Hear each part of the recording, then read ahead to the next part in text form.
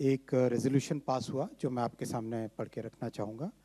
The cabinet expressed its profound grief over the loss of lives in the terrorist incident involving a car explosion near the Red Fort in Delhi on the evening of 10th November 2025. The cabinet observed 2 minutes silence in honor of the innocent lives lost. The cabinet adopted the following resolution. This is the text of the resolution now. The country has witnessed a heinous terror incident perpetrated by anti-national forces through a car explosion near the Red Fort on the evening of 10th November 2025. The explosion resulted in multiple fatalities and caused injuries to several others. The cabinet pays its solemn respects to the victims of this senseless act of violence and conveys its heartfelt condolences to the bereaved families. The cabinet prays for the speedy recovery of all those injured and appreciates the prompt efforts of the medical personnel and emergency responders who have been providing care and support to the victims.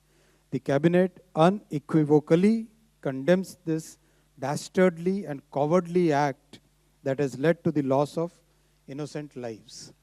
The cabinet reiterates India's unwavering commitment to a policy of zero tolerance towards terrorism in all its forms and manifestations.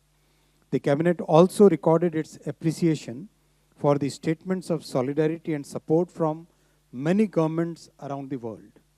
The cabinet notes with appreciation the timely and coordinated response of the authorities, security agencies, and citizens who acted with courage and compassion in the face of adversity. Their dedication and sense of duty are deeply commendable. The cabinet directs that the investigation into the incident be pursued with the utmost urgency and professionalism so that the perpetrators, their collaborators, and their sponsors are identified and brought to justice without delay. The situation continues to be closely monitored at the highest levels of the government. The cabinet reaffirms the government's steadfast resolve to safeguard the lives and well-being of all Indians, consistent with its enduring commitment to national security and the safety of every citizen.